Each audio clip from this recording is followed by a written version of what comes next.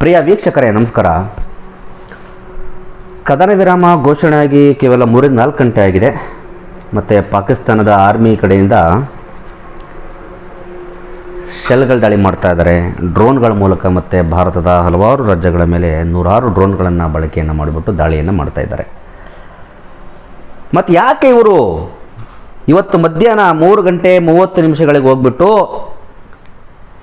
ಅಮೇರಿಕದ ಹತ್ರ ಹೋಗಿ ಮಂಡಿಯನ್ನು ಊರಿ ಭಾರತದಿಂದ ನಮ್ಮನ್ನು ರಕ್ಷಣೆಯನ್ನು ಮಾಡಿ ನಾವು ಕದನ ವಿರಾಮಕ್ಕೆ ರೆಡಿ ಇದ್ದೇವೆ ಅಂಥೇಳಿ ಯಾಕೆ ಮಾತಾಡಬೇಕಾಗಿತ್ತು?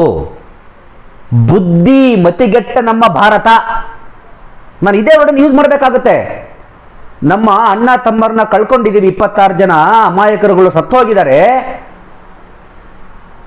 ಉಗ್ರರಿಂದ ದಾಳಿಯಾಗಿ ಬಲಿಪಶುಗಳಾಗಿದೆ ನಾವು ಎಲ್ಲರೂ ಕೂಡ. ಪಾಕಿಸ್ತಾನಕ್ಕೆ ಬುದ್ಧಿ ಕಲಿಸಲಿಕ್ಕೆ ಇದಕ್ಕಿಂತ ಉತ್ತಮವಾಗಿರ್ತಕ್ಕಂತಹ ಅವಕಾಶ ಬೇಕಿತ್ತಾ? ಸಿಕ್ತಿತ್ತ ಮತ್ತೆ ಮುಂದೆ ಯಾವಾಗಾದ್ರೂ?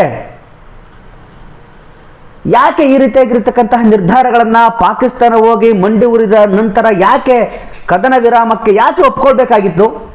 ಇವಾಗ ನೋಡಿ ಆ ನರಿ ಬುದ್ಧಿಯನ್ನು ಪಾಕಿಸ್ತಾನದವ್ರು ತೋರಿಸ್ತಾ ಇದ್ದಾರೆ.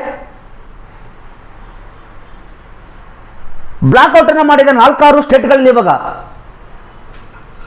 ಅಮಾಯಕರನ್ನೇ ಪಾಕ್ ಟಾರ್ಗೆಟ್ ಮಾಡ್ತಾ ಇದೆ. ಪಾಪ ಅಮಾಯಕರಾಗಿ ಬಲಿ ಆಗ್ಬೇಕು.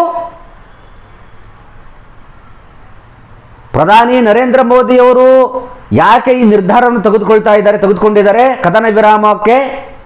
I don't know.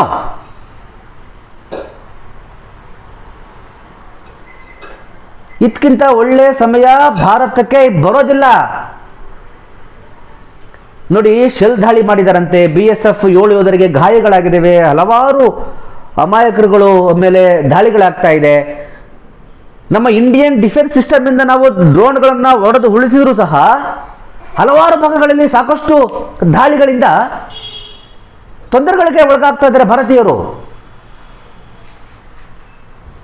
Pakistan drone ದಾಳಿಯ ಬೆನ್ನಲ್ಲೇ ಬ್ಲಾಕ್ಔಟ್ ಅನ್ನು ಮಾಡಿದ್ದಾರೆ. ಉದಯಪುರ, ಅಕ್ನೂರ್, ಹಲವಾರು ಜಿಲ್ಲೆಗಳಲ್ಲಿ, ರಾಜ್ಯಗಳಲ್ಲಿ ಬ್ಲಾಕ್ಔಟ್ ಮಾಡಿದ್ದಾರೆ. ಸ್ನೇಹಿತರೆ ನೋಡಿ, ನಾನೊಬ್ಬ ಕಾಮನ್ ಮನುಷ್ಯನಾಗಿ ನನಗೆ ರಕ್ತ ನಿಜವಾಗ್ಲೂ ಕುದೀತಾ ಇದೆ, ಆಗ್ತಾ ಇಲ್ಲ. ಸುತರಾಮ್ ಯಾವುದೇ ಕಾರಣಕ್ಕೂ ಮನಸ್ಸು ಒಪ್ಪಲಿಲ್ಲ. ಕದನ ವಿರಾಮ ಘೋಷಣೆ ಆಗಿದೆ ಅಂದಾಗ ಯಾಕೆ ನಾವು ಪಾಕಿಸ್ತಾನದ ಮಾತುಗಳನ್ನು ಕೇಳಬೇಕು? ಈಗ ಅಮೇರಿಕ ಆಗಲಿ ರಷ್ಯಾ ಆಗಲಿ ಬಂದು ನಮಗೆ ಏನು ಸಹಾಯ ಮಾಡುತ್ತೆ?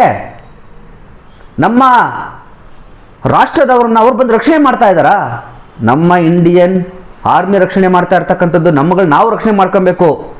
ಅವರಿಗೆ ನಮ್ಮ ಸಂಕಷ್ಟಗಳು, ನಮ್ಮ ಅಣ್ಣ ತಮ್ಮರ ಕಳ್ಕೊಂಡಿರೋ ನೋವುಗಳು ಅವ್ರಿಗೇನು ಗೊತ್ತಾಗಬೇಕಾಗಿದೆ? ಪಾಕಿಸ್ತಾನ ಹೋಗಿ ಮಂಡಿ ಊರ್ತಂತೆ. ಇವರು ಕದನ ವಿರಾಮಕ್ಕೆ ಕರೆದ್ಬಿಟ್ಟು ಕದನ ವಿರಾಮನ ಘೋಷಣೆ ಮಾಡಿದ್ರಂತೆ ಟ್ರಂಪ್ ಮಧ್ಯಸ್ಥಿಕೆಯಲ್ಲಿ. ಅದಾದ ನಂತರ ಪಾಕಿಸ್ತಾನದ ಪ್ರಧಾನಿಯ ಮಾತನ್ನು ಕೇಳದ ಈ ಪಾಕಿಸ್ತಾನದ ಉಗ್ರಗಾಮಿ ಮುಖವಾಡವ ಉಗ್ರಗಾಮಿಗಳಾಗಿರ್ತಕ್ಕಂತಹ ಪಾಕಿಸ್ತಾನದ ಆರ್ಮಿಯವರು, ಪಾಕಿಸ್ತಾನದ ಆರ್ಮಿಗಳೇ ಅಲ್ಲ ರೀ, ಉಗ್ರಗಾಮಿಗಳೇ ಆರ್ಮಿಗಳಾಗಿದ್ದಾರೆ ಅಷ್ಟೇ. ಉಗ್ರಗಾಮಿಗಳು ಆರ್ಮಿಗಳಾಗಿದ್ದಾರೆ. ಅವರಿಗೆ ಸ್ವಲ್ಪನೂ ಕಾಮನ್ ಸೆನ್ಸ್ಗಳಿಲ್ವಾ?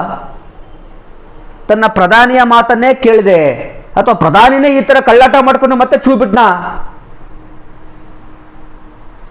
ಮತ್ತೆ ಎಗೈನ್ ಅಂಡ್ ಎಗೈನ್ ಹೇಳ್ತಾ ಇದ್ದೀನಿ, ನಾನೊಬ್ಬ ಕಾಮನ್ ಮ್ಯಾನ್ ಆಗಿ ಕೂಡ ನನಗೆ ಇದನ್ನ ತಡ್ಕೊಳ್ಳಿಕ್ಕೆ ಆಗ್ತಾ ಇಲ್ಲ. ಖಂಡಿತ ಕದನ ವಿರಾಮವನ್ನು ಅವ್ರು ಅಕ್ಸೆಪ್ಟ್ ಮಾಡಬಾರ್ದಾಗಿತ್ತು. ನಮ್ಮವರು ಮಾಡಿ ತಪ್ಪು ಮಾಡಿಬಿಟ್ರು. ನೋಡಿ, ಈಗ ಶೆಲ್ಲಿಂಗ್ ದಾಳಿ ಮಾಡಿದ್ದಾರೆ. BSF 7 ಯೋಧರಿಗೆ ಗಾಯಗಳಾಗಿದೆ. 100ಕ್ಕೂ ಹೆಚ್ಚು ಡ್ರೋನ್ಗಳ ಮೂಲಕ ದಾಳಿಗಳನ್ನು ಮಾಡಿದ್ದಾರೆ. ಕದನ ವಿರಾಮನ ಘೋಷಣೆಯನ್ನು ಮಾಡಿದ್ದಾರೆ. ಮತ್ತೆ 4 ರಾಜ್ಯಗಳನ್ನು ಟಾರ್ಗೆಟ್ ಮಾಡಿದ್ದಾರೆ. ಜಮ್ಮು, ಕಾಶ್ಮೀರ, ರಾಜಸ್ಥಾನ, ಪಂಜಾಬ್ಗಳಿಗೆ ಡ್ರೋನ್ಗಳ ಮೂಲಕ ಪಾಕಿಸ್ತಾನದ ಉಗ್ರಗಾಮಿ ಆರ್ಮಿಯವರು, ಸೈನಿಕರುಗಳು ಮತ್ತೆ ದಾಳಿಯನ್ನು ಮಾಡ್ತಾ ಇದ್ದಾರೆ. ಎಲ್ಲಿಗೆ ಹೋಗ್ತಾ ಇದೆ ಇದು? ನಾವು ಯಾರ ಮಾತು ಯಾಕೆ ಕೇಳಬೇಕು? ನನ್ನ ವೈಯಕ್ತಿಕ ಅಭಿಪ್ರಾಯ, ಏನೋ ಅಮೆರಿಕ ಆಗಲಿ ರಷ್ಯಾ ಆಗಲಿ ಮತ್ತೊಂದು ರಾಷ್ಟ್ರಗಳ ಮಾತನ್ನು ಕೇಳಿದ್ದೇನೆ. ಭಾರತದ ಒಳಿತಿಗಾಗಿ ನಮಗೆ ಇದಕ್ಕಿಂತ ಸುವರ್ಣ ಅವಕಾಶ ಪಾಕಿಸ್ತಾನಕ್ಕೆ ಬುದ್ಧಿ ಕಲಿಸಲಿಕ್ಕೆ ಮತ್ತೊಂದು ಅವಕಾಶ ಬಹುಶಃ ಬರೋದಿಲ್ವೇನೋ.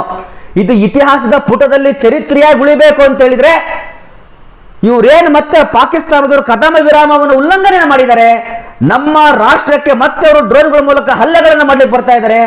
ಅವರನ್ನ ಮಟ್ಟ ಹಾಕ್ದೇನೆ ನಾವೇನಾದ್ರೂ ಒಂದು ಸ್ಟೆಪ್ ಹಿಂದಕ್ಕೆ ತೆಗೆದುಕೊಂಡ್ರೆ ಖಂಡಿತವಾಗ್ಲೂ ಕೂಡ ಇದು ಬಹಳ ನೆಗೆಟಿವ್ ಆಗಿ ಅಂತಾರಾಷ್ಟ್ರೀಯ ಮಟ್ಟದಲ್ಲಿ ಹೋಗುತ್ತೆ. ನಾವೇ ಪಾಕಿಸ್ತಾನಕ್ಕೆ ಮಂಡಿ ಊರಿದ ಲೆಕ್ಕ ಬಂದ್ಬಿಡುತ್ತೆ. ಇಷ್ಟು ಹೇಳ್ತಾ ವಿಡಿಯೋನ ಮುಗಿಸ್ತಾ ಇದ್ದೀನಿ.